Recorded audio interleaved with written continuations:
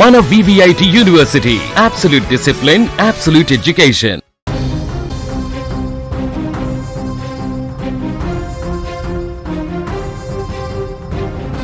పాకిస్తాన్లో తిరుగుబాటు మొదలైంది. భారీ ప్రజా ఉద్యమం ఇప్పుడు అక్కడ ప్రభుత్వాన్ని ఇరుకున పెట్టేసింది. పాక్ ఆక్రమిత కాశ్మీర్లో గత కొన్ని రోజులుగా అక్కడ నిరసనలు కొనసాగుతున్నాయి. ఇప్పుడు తాజాగా ఈ పీక్స్కి స్టేరి పాకిస్తాన్ ప్రభుత్వానికి వ్యతిరేకంగా జరుగుతున్నటువంటి ఈ ప్రజా ఉద్యమం ఇప్పుడు కాల్పుల దశకు చేరుకుంది.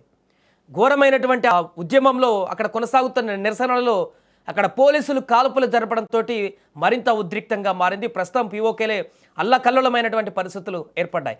కమ్యూనికేషన్ సేవలను పునరుద్ధరించాలని, ఆహార మందుల సరఫరాను నిరంతరాయంగా కొనసాగించాలని డిమాండ్ చేస్తూ వేలాది మంది, లక్షలాది మంది అక్కడి ప్రజలు వీధుల్లోకి వచ్చి వారి యొక్క అవసరాల కోసం డిమాండ్లు చేయడం ప్రారంభించారు.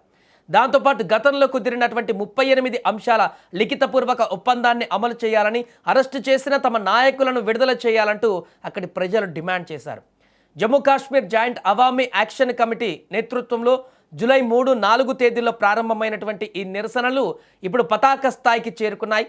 అది ఎంత స్థాయికి అంటే పోలీసులు కాల్పులు, పెద్ద పెద్ద గ్రనేడ్లు అక్కడ వారిపైన వేసేటువంటి పరిస్థితి. విజువల్లో కొన్ని చూపించలేకపోతున్నాం, కానీ శత్రువుల మీద ఏ రకంగా అయితే యుద్ధకాండకు వెళ్తే పోలీసులు ఎలాంటి గ్రనేడ్లు కానీ పెద్ద పెద్ద బుల్లెట్స్ కానీ వదులుతారో అలాంటి యాక్షన్ ప్లాన్కి అక్కడ ఇంప్లిమెంట్ చేశారు అక్కడ ఉన్నటువంటి పోలీసులు.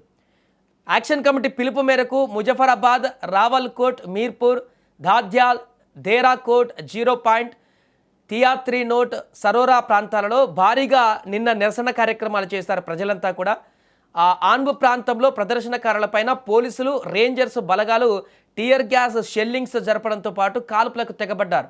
విపరీతమైనటువంటి బుల్లెట్ కాల్పులు అక్కడ కనిపించాయి. ఈ కాల్పుల్లో మహమ్మద్ యాకూబ్ అనేటువంటి ఒక వ్యక్తి అక్కడికక్కడే ప్రాణాలు కోల్పోగా చాలామంది ఆ బుల్లెట్ గాయాలతో తీవ్రమైనటువంటి పరిస్థితుల్లో ఆసుపత్రిలో చికిత్స పొందుతున్నారు. ఇప్పుడు కాల్పులు, టియర్ గ్యాస్ కారణంగా మరో 4 యువకులు కూడా గాయపడినట్లు అక్కడ చెప్తున్నారు స్థానికంగా.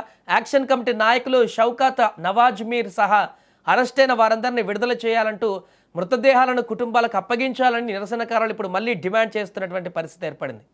ఉగ్రవాద నిరోధక చట్టం కింద జాక్ సంస్థ పైన పాక్ ప్రభుత్వం నిషేధం విధించిన తర్వాత భద్రతా దళాలు పీఓకే వ్యాప్తంగా ఉక్కుపాదం మోపాయి. సీనియర్ నాయకులు షౌకత్ నవాజ్ మీర్తో పాటు 600 మందికి పైగా కార్యకర్తలు, రాజకీయ నాయకులను అక్కడ అరెస్టు చేసి బంధించారు. పీఓకేలోని ప్రధాన పట్టణాలకు ఆహారం, పిండి, అత్యవసర మందుల సరఫరా నిలిచిపోయేలా పాక్ అధికారులు కృత్రిమ ఆర్థిక దిగ్బంధనాన్ని విధించారంటూ అక్కడ స్థానికులు, నిరసనకారులు, సామాజిక కార్యకర్తలు తీవ్రంగా ఆరోపిస్తున్నారు. మరిన్ని ర్యాలీలు నిర్వహించకుండా నిరోధించేందుకు అధికారులు పలు జిల్లాలలో ఇంటర్నెట్, కమ్యూనికేషన్ బ్లాక్అవుట్లను కూడా అమలు చేస్తున్నట్టుగా తెలుస్తుంది. ఏదేమైనా పీఓకేలు దారుణమైనటువంటి పరిస్థితులున్నాయి. అక్కడ ప్రభుత్వమే ప్రజలపైన పగబట్టి అక్కడ వారికి నిత్యావసర సరుకులు అందకుండా ఆర్థిక సంక్షోభాన్ని క్రియేట్ చేసి అక్కడ ప్రజలని పూర్తిగా వారిని ఈ రకంగా ఆర్థిక అనిశ్చితికి నెట్టేసి వారిని తీవ్రంగా వేధించేటువంటి పరిణామాలకు, అంటే అక్కడ జరుగుతున్నటువంటి నిరసనలకు ఫలితంగా ప్రభుత్వమే ఇలాంటి దారుణమైనటువంటి పరిస్థితికి ఇప్పుడు ఆర్థిక సంక్షోభాన్ని తీసుకురావడం అక్కడ, దీంతో ప్రజల్లో మరింతగా అక్కడ ఆగ్రహ విషయాలు పెరగడంతో మొత్తం రోడ్ల మీదకి వచ్చి నిరసన చేస్తూ ఆగ్రహానికి గురయ్యేటువంటి పరిస్థితి ఏర్పడింది. అందుకే నిన్న జరిగినటువంటి భారీ నిరసనల్లో ఈ యొక్క అదొక లైన్ తప్పి కాల్పులకు తెగబడేటువంటి పరిస్థితికి దారితీసింది.